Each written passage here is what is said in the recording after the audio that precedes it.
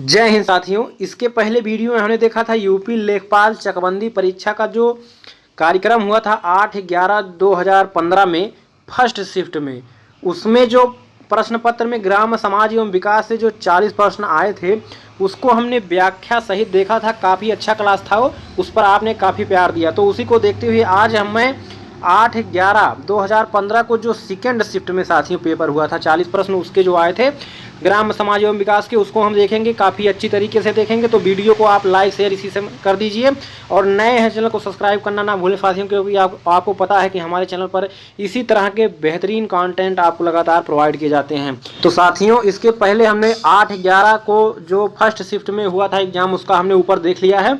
आज जो है 41 प्रश्न से जो आपका चालू हो जाएगा 8/11/2015 को सेकेंड शिफ्ट का। ठीक है, तो चलिए देखते हैं पहला प्रश्न क्या आया था। स्वदेशी हल है, तो साथियों स्वदेशी हल है, क्या इसका उत्तर सही हो जाएगा आपका ए, जुताई का एक प्राथमिक उपकरण है। क्या स्वदेशी हल जो है एक जुताई का प्राथमिक उपकरण है साथियों। स्वदेशी हल जुताई का ग्रामीण क्षेत्रों में साथियों जो है प्राथमिक उपकरण है। ठीक है, हल से साथियों खेत को जोता जाता था और किसके माध्यम से, बैल घोड़ा आदि के माध्यम से जो है जोता जाता था। आजकल साथियों ट्रैक्टर के माध्यम से सब सिस्टम हो गया है। अगला प्रश्न है ईख की अर्धसाली किस्म की फसल अवधि क्या है। ईख की एक अर्धसाली किस्म है साथियों ये। ठीक है, इसकी अवधि आपका 18 माह है, जो कि आपका ऑप्शन में बी सही हो जाएगा। तो साथियों मैं ऑप्शन नहीं पढ़ूंगा क्योंकि आपका टाइम खराब होता है, तो मैं डायरेक्ट उत्तर बताऊंगा और उसके से रिलेटेड जो व्याख्या होगा उसका मैं आपको बताता चलता हूँ। ठीक है, तो ईख की जो अर्धसाली किस्म हो 18 माह की अवधि में तैयार होता है। या साथियों महाराष्ट्र में जो है कम वर्षा वाले क्षेत्रों में अत्यधिक जो है रुपाई की जाती है और इसका रोपण जुलाई माह में किया जाता है, अर्धसाली किस्म जो होती है ईख की। अगला प्रश्न है भारत में लगभग 90% सिंचाई क्षेत्र किसके अंतर्गत आता है। तो साथियों ये आता है आपका सतही सिंचाई, यानी कि जो खेत होता है आपका साथियों, ये मान लीजिए आपका खेत है तो एक तरफ से आपका पानी जाएगा और पूरा खेत डूब जाता है, एक सतह एक लेवल में पूरा पानी फैल जाता है, तो उसी को हम सतही सिंचाई कहते हैं। ये भारत में साथियों 90% क्षेत्र पर इसी में। तो एक प्रश्न और आपका आता है कि सबसे ज़्यादा जो सिंचाई होता है भारत में किस माध्यम से होता है। तो आपका नलकूप व कुआं, जो अगर आपका ऑप्शन में नलकूप है तो वही आप मानेंगे कि सबसे ज़्यादा सिंचाई जो है नलकूपों के माध्यम से किया जाता है 55.9% लगभग, और नहर के माध्यम से आपका जो है 31.4% सिंचाई जो है नहर के माध्यम से तथा तालाब के माध्यम से 6.1% सिंचाई की जाती है साथियों। ठीक है, भारत में प्रमुख रूप से वर्षा भी एक प्रमुख स्रोत है, वर्षा जो है सिंचाई का। ठीक है, लेकिन अगर आपका ऑप्शन में है नलकूप तो नलकूप आप मारेंगे। ठीक है, अगला प्रश्न देखिए निम्नलिखित में से कौन सा वृक्षीय सब्जी है। तो वृक्षीय सब्जी आप सभी साथियों जानते होंगे करी पत्ता एक वृक्ष होता है। करी पत्ता एक जो होता है वृक्षीय पौधा होता है, इसको मीठी नीम भी कहा जाता है। ठीक, इसका इस्तेमाल जो है सब्जी के रूप में किया जाता है और यह मधुमेह रोग के लिए काफ़ी लाभदायक भी होता है। अगला प्रश्न है तेज हवा की गति कितनी होती है। तेज हवा की गति साथियों आपका 30 मील प्रति घंटा होती है। ठीक है, 30 मील प्रति घंटा तेज, इससे मतलब 30 मील प्रति घंटा से अगर अधिक जो है इतना या इससे अधिक जो है वायु हो गई तो वो तेज हवा में उसकी गिनती आएगी। ये सब प्रश्न साथियों आपको देखिए 8/11 जो है 2015 को लेखपाल जो चकबंदी का पेपर हुआ था उसमें आपका सेकंड शिफ्ट में सभी प्रश्न आए हुए हैं। आगे देखिए तेज हवा में आपका 22 से 27 समुद्री मील, अगर पैमाना पढ़ा जाता है तो 22 से 27 समुद्री मील दिया हुआ तब भी आपका तेज हवा में माना जाएगा, या तो 25 से 30 मील प्रति घंटा दिया है तब भी, या तो 41 से 50 किलोमीटर प्रति घंटा दिया है तब भी आपका तेज हवा में गिनती की जाएगी। अगला प्रश्न काफ़ी महत्वपूर्ण है, आगे की परीक्षाओं में भी आ सकता है। भारत में कुल कितने गाँव हैं। तो भारत में साथियों अभी तक आपके जो है 6,40,930 गांव हैं। ठीक है, 2018 के अनुसार भारत में जो ग्रामीण जनसंख्या हो कितनी 6.6% यहाँ दिया गया है विश्व के अनुसार, विश्व बैंक के अनुसार। लेकिन हमारा मेन उद्देश्य आपका जो गांव है भारत में वो 6,40,930 गांव हैं। ठीक है, आगे आप देखिए भारत में कितने प्रतिशत ग्रामीण घरों को बिजली सुलभ है। तो साथियों जब आपका 2015 में एग्जाम हुआ था तब तक आपका साथियों 56% गाँव में बिजली पहुंची थी, लेकिन इस समय साथियों मई 2020 के आंकड़े जब आए तो इससे पता चलता है कि 90% साथियों ग्रामीण घरों में बिजली आपकी पहुंच चुकी है। तो अब जो प्रश्न अगर आपका आता है कि कितने प्रतिशत गाँव में बिजली है तो 90% से अधिक गाँव में आपकी बिजली पहुँच चुकी है साथियों। अगला प्रश्न है भारत में मिट्टी के तेल का जो है खुदरा बाजार मूल्य क्या है। तो जब साथियों आपका एग्जाम हुआ था तो मिट्टी के तेल का खुदरा मूल्य उस समय आपका साथियों 28.5 यानी कि 28 रुपये 50 पैसा उस समय प्रति लीटर आपका मूल्य था।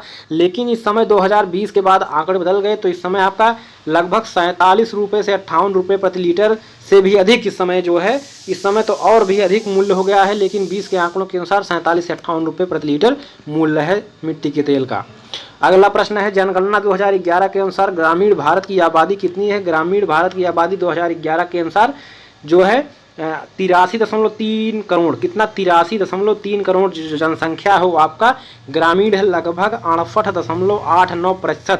कभी कभी ग्रामीण आबादी का प्रतिशत भी पूछ लिया जाता है, तो 68.89% आबादी जो भारत की हो वो ग्रामीण है, और 31.16% आबादी जो है वो आपकी शहरी आबादी है, लगभग 37.7 करोड़ जनसंख्या साथियों शहर में निवास करती है। ये आंकड़े आपके 2011 के हैं। अगला प्रश्न है, बहुप्रचलित सिंचाई का स्रोत क्या है? बहुप्रचलित सिंचाई साथियों बीच में आपका ट्यूबवेल से बहुत तेज़ी से सिंचाई किया जा रहा था, तो आपका बहुप्रचलित सिंचाई साथियों ट्यूबवेल हो जाएगा। अगला प्रश्न है आपका, ग्रामीण भारत में प्रत्येक वर्ष कितने प्रतिशत टीवी सेटों की बिक्री होती है? साथियों 44% टीवी सेटों की बिक्री जो है ग्रामीण क्षेत्रों में होती है साथियों प्रतिवर्ष। ठीक है। टीवी का आविष्कार साथियों J.L. बेयर्ड ने किया था। किसने टीवी का आविष्कार? J.L. बेयर्ड ने किया था। चलिए अगला प्रश्न देखते हैं, काफ़ी इंपॉर्टेंट लग रहा है क्योंकि हरित क्रांति से है। हरित क्रांति का लाभकारी वरदान किन विशेष फसलों के लिए है? तो साथियों हरित क्रांति का जो उत्पादन हुआ था वो गेहूं और चावल के लिए विशेष रूप से, जब साथियों भारत में चावल और गेहूं का जो उत्पादन अचानक अधिक होने लगा 1967-68 में, तो आपका वहाँ से जो है आपका हरित क्रांति चालू हो जाता है। ठीक है। तो सबसे ज़्यादा जो गेहूँ उत्पादन हुआ था वो 50 मिलियन टन अधिक हो गया था। पहले 120 मिलियन टन होता था, तो अचानक 1968 में 50 मिलियन टन अधिक गेहूं उत्पादन हुआ, तो 170 मिलियन टन हुआ। ठीक है। तो यहाँ से आपका हरित क्रांति जो है चालू हो जाता है भारत में। भारत में हरित क्रांति की जनक M.S. स्वामीनाथन को कहा जाता है। ठीक है। अगला प्रश्न है, ग्रामीण भारत में सर्प की कौन सी प्रजाति सबसे अधिक संकटापन्न है? तो रसेल वाइपर, एक जो सांप की प्रजाति होती है वो सबसे अधिक संकटापन्न है साथियों।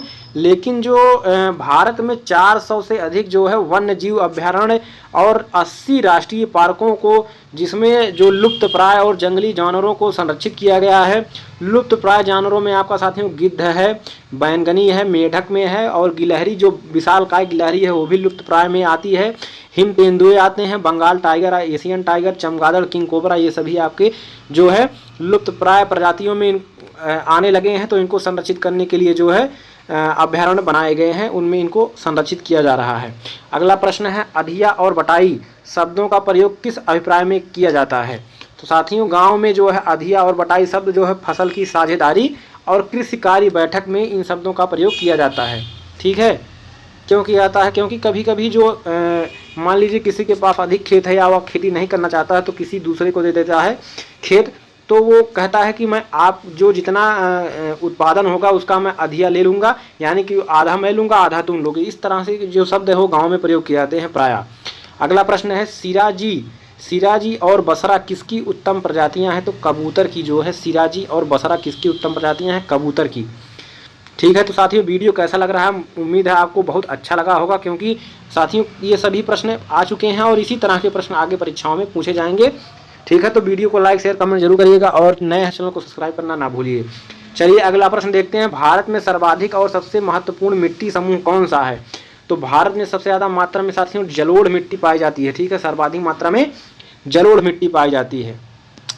जलोढ़ मिट्टी साथियों भारत के कितने प्रतिशत क्षेत्र पर पाई जाती है? 43.4% क्षेत्र पर जो है जलोढ़ मिट्टी पाई जाती है।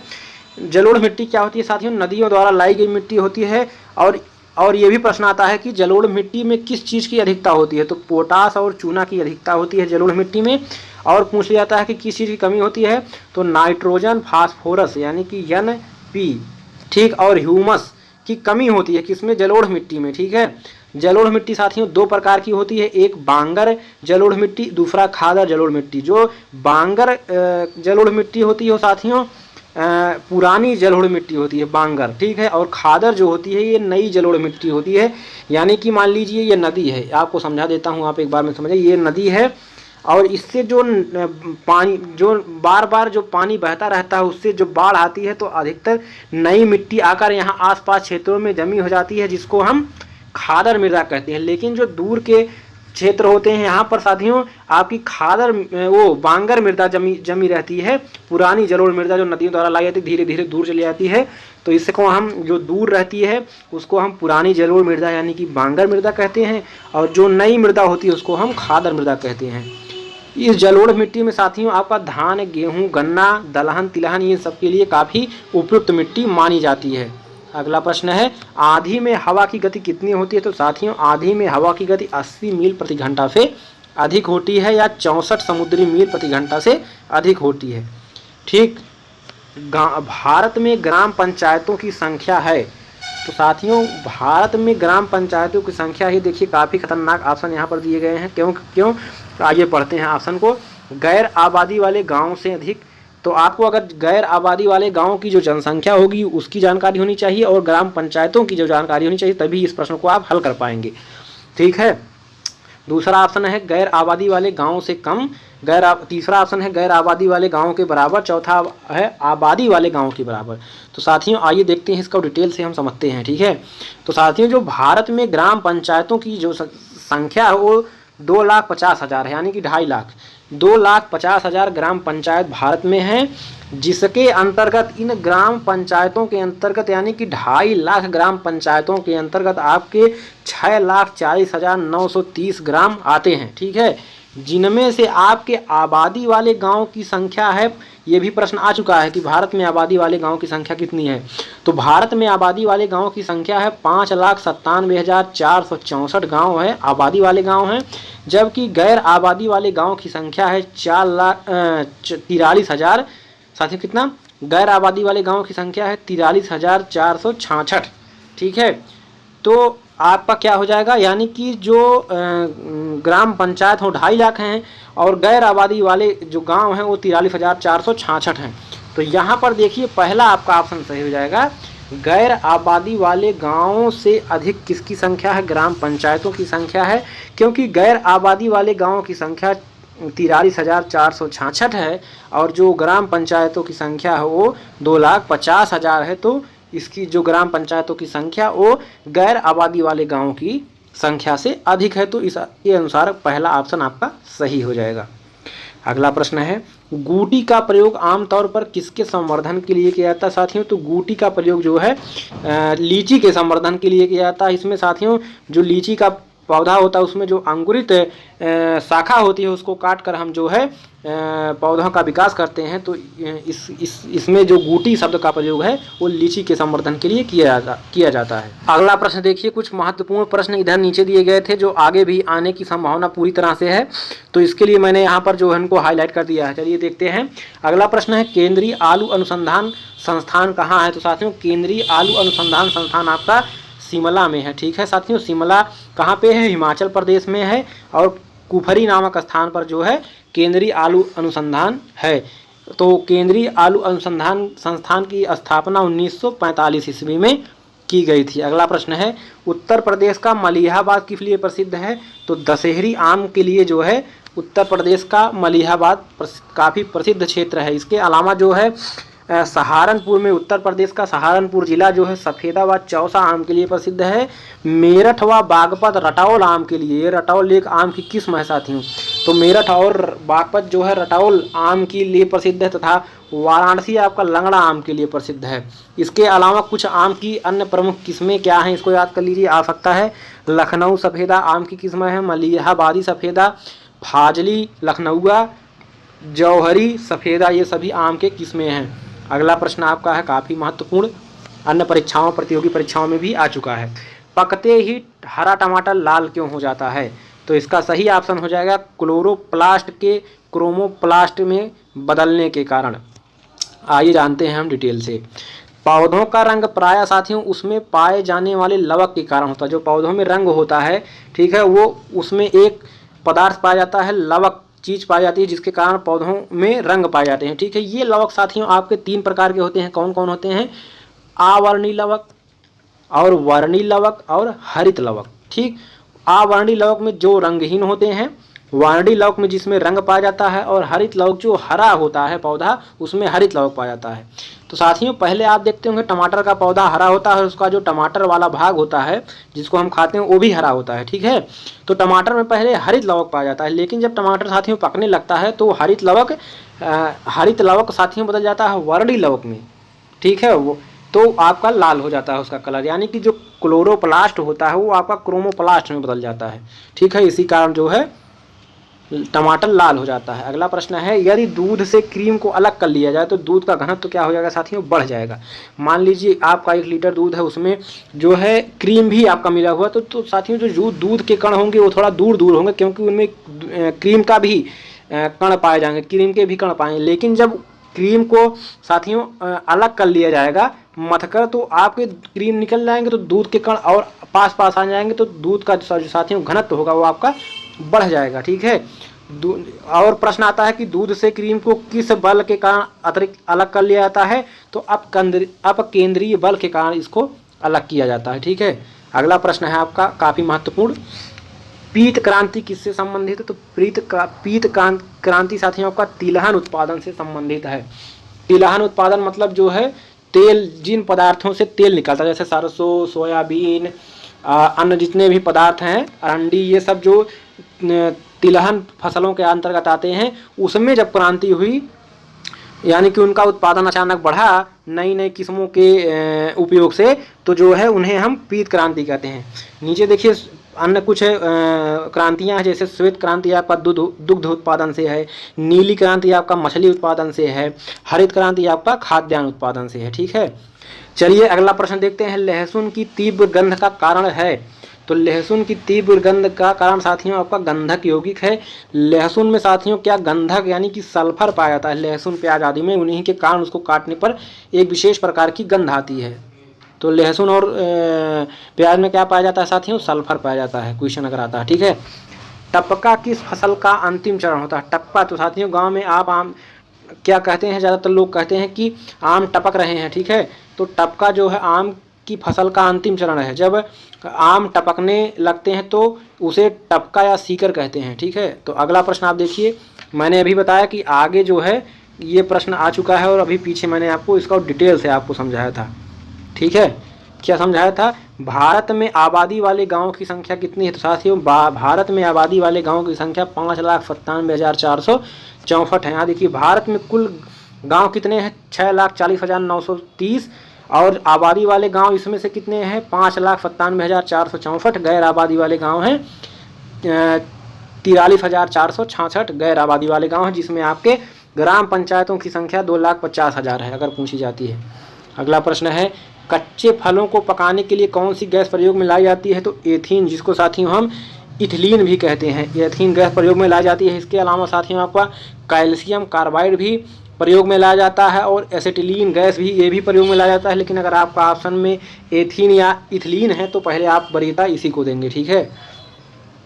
अगला है, भारत में पशु कल्याण बोर्ड का मुख्यालय कहाँ है, तो जब पेपर हुआ था तो आपका जो है पशु कल्याण बोर्ड तब आपका चेन्नई में था, लेकिन इस समय साथियों कहाँ है, हरियाणा में है। इस समय वर्तमान में जो पशु कल्याण बोर्ड का मुख्यालय कहाँ पे है, मद्रास से इसको हटाकर कहाँ कर दिया गया है, हरियाणा के बल्लभगढ़ में स्थानांतरित कर दिया गया है। तो इसको याद रखिए, ये प्रश्न आ सकता है कि पशु कल्याण बोर्ड अब कहाँ है, हरियाणा के बल्लभगढ़ में है। अगला प्रश्न है, निम्नलिखित में से कौन ग्रामीण क्षेत्र का जमीनी कर्ता धर्ता होता है, तो लेखपाल जो है ग्रामीण क्षेत्र का जमीनी कर्ता धर्ता कौन होता है, लेखपाल होता है साथियों, ठीक है। अगला प्रश्न देखिए साथियों, निम्नलिखित में से कौन सी नदी उत्तर प्रदेश में बीहड़ों रायवनी का निर्माण करती है, तो गोमती नदी जो है साथियों उत्तर प्रदेश में बीहड़ों का निर्माण करती है। गोमती नदी का साथियों जो उद्गम स्थल है वो कहाँ पे है, उद्गम स्थल जो है उत्तर प्रदेश के साथियों पीलीभीत जिले के एक दलदली एरिया है जिसका नाम क्या है, फुलहर झील। फुलहर झील से हुआ है यह नदी साथियों कहाँ पर, जो गोमती नदी है आपका सहारनपुर, खीरी, गाजीपुर, सीतापुर, लखनऊ, सुल्तानपुर जिलों से बहती हुई गाजीपुर के कैथी नामक स्थान पर गंगा में मिल जाती है। कौन नदी, जो है गोमती नदी। गोमती नदी गंगा में कहाँ मिलती है, गाजीपुर के कैथी नामक स्थान पर मिलती है। सई, गोमती नदी की जो सहायक नदी है वो सई है, सई महत्वपूर्ण जो सहायक नदी है सई।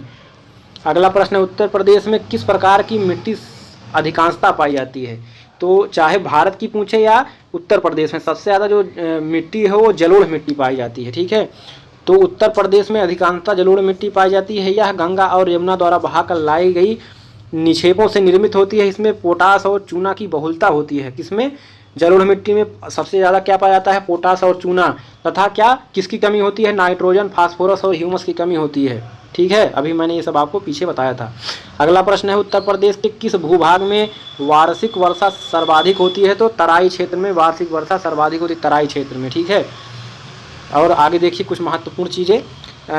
जो गोरखपुर जिला है उत्तर प्रदेश का, वहाँ सर्वाधिक वर्षा होती है, 184.7 सेंटीमीटर वर्षा होती है गोरखपुर जिले में सर्वाधिक वर्षा। अगर पूछे उत्तर प्रदेश में सर्वाधिक वर्षा कहाँ होती है तो गोरखपुर में होती है। अगर क्षेत्र पूछता है तो तराई क्षेत्र में होती है। और सबसे कम वर्षा जो साथियों आपका मथुरा में होती है, 54.4 सेंटीमीटर वर्षा ही होती है। अगर पूछता है उत्तर प्रदेश की जलवायु कैसी है, तो उत्तर प्रदेश की जलवायु आर्द्र उष्णकटिबंधीय है। ठीक है, और उत्तर प्रदेश का पूर्वी जो इलाका है वो आपका अर्धशुष्क इलाका है। ये साथियों आपका देखिए इस तरह से कुछ उत्तर प्रदेश का मानचित्र है ये आपका। ठीक है, और ये आपका जो है, ठीक, ये सबसे उत्तरी इलाका पूर्वी, और शामली ये सबसे पश्चिमी इलाका, और ठीक है ये आपका जो ये इलाका है पूर्वी इलाका, ये साथियों आपका अर्धशुष्क इलाका, और पश्चिमी इलाके में आपका अप्रत्याशित वर्षा होती है। ठीक है, ये आपका बुंदेलखंड और बघेलखंड का क्षेत्र, सबसे कम वर्षा यहाँ पर होती है। सबसे ज़्यादा वर्षा ये तराई का क्षेत्र जो है यहाँ पर सबसे ज़्यादा वर्षा होती है। चलिए अगला प्रश्न देखते हैं, उत्तर प्रदेश के किन जिलों में पटसन की खेती की जाती है? तो पटसन की खेती साथियों देवरिया और गोरखपुर जिले में की जाती है। ठीक है, तो सबसे ज़्यादा जो खेती रेशेदार फसल की सबसे ज़्यादा उत्पादन किसकी है? कपास की सबसे ज़्यादा उत्पादन है। दूसरे नंबर पर आपका क्या आता है? पटसन। ठीक है, और ये साथियों आपका पटसन की खेती मुख्य रूप से देवरिया, गोरखपुर, बहराइच, महाराजगंज, गोंडा, लखीमपुर खीरी आदि जिलों में की जाती है। पटसन से क्या बनाया जाता है? टाट, बोरियां, रस्सियां, कालीन, सजावट की वस्तुएं बनाई जाती हैं। विश्व में जूट उत्पादन में भारत का प्रथम स्थान है। अगर आता है कि जूट उत्पादन में भारत का स्थान कौन सा है तो पहला स्थान है, तथा पश्चिम बंगाल जूट का उत्पादन सर्वाधिक करता है। अगर भारत के अंतर्गत पूछता है तो जो पश्चिम बंगाल है वो जूट का सर्वाधिक उत्पादन करता है। ठीक है, चलिए अगला प्रश्न देखते हैं। 5 प्रश्न और है, इसके बाद आपका वीडियो समाप्त हो जाएगा। तो वीडियो को लाइक शेयर जरूर करिएगा साथियों। अन्य वीडियोज़ के लिए हमारे चैनल के प्लेलिस्ट में जाइए, वहाँ आपको शानदार प्लेलिस्ट मिल जाएगी। अगला प्रश्न है, स्वच्छ भारत अभियान के अंतर्गत वर्ष 2019 ग्रामीण भारत में कितने शौचालय बनाने का लक्ष्य रखा गया था? तो 120 मिलियन शौचालय बनाने का लक्ष्य रखा गया था, जिसमें साथियों जून 2020 तक के जो आंकड़े प्राप्त हुए हैं उससे पता चलता है कि 104 मिलियन शौचालय ही बनाए जा चुके हैं अभी तक। ठीक है, अगला प्रश्न है, उत्तर प्रदेश के किस जिले में पुरुषों से महिलाओं का अनुपात सर्वाधिक है? तो साथियों जो जौनपुर जिला है वो साथियों सर्वाधिक जो अनुपात है, लिंगानुपात है, वो सर्वाधिक लिंग उत्तर प्रदेश में अगर पूछता है कि सर्वाधिक लिंगानुपात वाला जिला कौन है तो आपका जौनपुर है साथियों। आइए समझते हैं आगे कैसे। देखिए जो 2011 की जनगणना है उसके अनुसार साथियों 1000 पुरुषों पर स्त्रियों की संख्या जो है उत्तर प्रदेश में 912 है। अगर उत्तर प्रदेश का लिंगानुपात पूछता है तो कितना है? 912 है, यानी कि 1000 पुरुष पर 912 स्त्रियां हैं। वहीं अगर स्पेशली हम जौनपुर ज़िले की बात करें तो 1000 पुरुषों पर 1024 स्त्रियां हैं। तो इस तरह हमारा जो सर्वाधिक लिंगानुपात वाला ज़िला है उत्तर प्रदेश का वो जौनपुर हो जाता है। इसके बाद आपका आजमगढ़ आता है, यहाँ पर 1000 पुरुषों पर 1019 महिलाएं हैं, और देवरिया आपका आता है 1017 महिलाएं हैं। तो ये 3 ज़िले ऐसे हैं जो जिनका लिंगानुपात 1000 से अधिक है। तो सबसे ज़्यादा किसका है? जौनपुर का है, फिर आजमगढ़ का है, फिर देवरिया का है। ठीक है, और साथियों जो भारत का लिंगानुपात है पूरे भारत का वो साथियों 943 है, यानी कि 1000 पुरुष पर 943 महिलाएं हैं। ये पूरे भारत का लिंगानुपात है। ठीक है, अगला प्रश्न है, ग्रामीण भारत के लिए गरीबी रेखा का आधार निम्नलिखित किया गया है। तो जिस समय प्रश्न आया था परीक्षा में 2015 में, उस समय निर्धारित किया गया था कि अगर एक व्यक्ति गांव में 27 रुपया एक दिन में खर्च करता है तो वो जो है गरीबी रेखा से अगर कम खर्च करता है, 27 रुपये से कम खर्च करता है तो गरीबी रेखा के नीचे आएगा। ठीक है, लेकिन इस पर काफ़ी बवाल घमासान हुआ तो साथियों जो है 2014 में एक आपका रंगराजन कमेटी के सुझाव पर आपका इसको संशोधित किया गया। तो क्या कहा गया कि जो शहर में प्रतिदिन अगर शहर में रहने वाला व्यक्ति है और 47 रुपये से कम खर्च करता है तब वह जो है गरीबी रेखा से नीचे आएगा। अगर वह व्यक्ति गांव में है और 32 रुपये से कम खर्च करता है तब वह जो है गरीबी रेखा से नीचे आएगा। ठीक है, अगर इससे आप ज़्यादा खर्च करते हैं तो आप गरीबी रेखा में नहीं आएंगे। तो आप ये वर्तमान वाला याद कर लीजिए, इसको परीक्षा में आ सकता है, क्योंकि उस समय ये था तो ये आया था, इस समय चेंज हो गया तो चेंज हुई चीज़ें ज़्यादा परीक्षा में आती हैं। तो शहरों के लिए 47 रुपये से कम तब गरीबी रेखा के नीचे, और ग्रामीण क्षेत्रों में 32 रुपये से कम प्रतिदिन खर्च है तो आप उसके आएंगे। ठीक है, अगला प्रश्न आता है, संयुक्त राष्ट्र संघ द्वारा घोषित अंतर्राष्ट्रीय योग दिवस सारे विश्व के ग्रामीण एवं शहरी इलाकों में किस दिन मनाया जाता है? तो 21 जून को जो है मनाया जाता है क्या? विश्व योग दिवस। और संयुक्त राष्ट्र संघ ने जो है इसको लागू किया था। अगला प्रश्न है, विश्व में केला का सर्वाधिक उत्पादन देश कौन सा है? तो विश्व में केला का जो सर्वाधिक उत्पादक देश अपना देश भारत है साथियों। ठीक है, क्योंकि यह साथियों जो है 29.7 हजार टन केले का उत्पादन अकेले करता है। अगर पूछे भारत में कौन सा राज्य सर्वाधिक केले का उत्पादन करता है तो तमिलनाडु राज्य जो है वो भारत में सर्वाधिक केले का उत्पादन करता है। अगला प्रश्न और लास्ट प्रश्न आपका है। ठीक है, तो वीडियो को कैसा लगा लाइक शेयर कमेंट जरूर करिएगा साथियों। यदि पंचायत भंग होती है तो किस अवधि के अंतर्गत चुनाव होंगे? तो साथियों अगर पंचायत भंग हो जाती है तो आपके 6 माह के अंतर्गत आपके चुनाव कराने होंगे। अगर जो पंचायत भंग हो गई और 6 महीने से कम का समय बचा है कि ओरिजिनल चुनाव होने में, जो वास्तविक चुनाव 5 साल बाद होता है वो चुनाव होने में 6 महीने से कम समय बचा है तब चुनाव नहीं होगा। लेकिन अगर 6 महीने से ज़्यादा का वक्त है ग्राम पंचायत के पास और वो भंग हो चुका है तो आपको 6 महीने के अंतर्गत आपको चुनाव कराना होगा साथियों। ठीक है, आइए कुछ महत्वपूर्ण जानकारी और। पंचायती राज साथियों 2 अक्टूबर 1959 को जो है राजस्थान के नागौर जिले से शुरू हुआ था। पंचायती राज व्यवस्था का शुरुआत कहाँ शुरू हुआ था? राजस्थान के नागौर जिले में। कब? 2 अक्टूबर 1959 को हुआ था। पंचायती राज संस्था कब कैसे चालू हुई? 73वें संविधान संशोधन से भाग 9 में अनुसूची 11 जोड़ी गई और अनुच्छेद 243A से 243O तक पंचायती राज का प्रावधान है। तो ये साथियों आपका बेहतरीन क्लास आपके साथ हुआ। तो उम्मीद है आपको वीडियो पसंद आया होगा। अगली वीडियो के लिए आप हमारे चैनल को सब्सक्राइब करके बेल आइकन प्रेस कर लीजिए ताकि आपको अगली वीडियो भी मिल सके। धन्यवाद।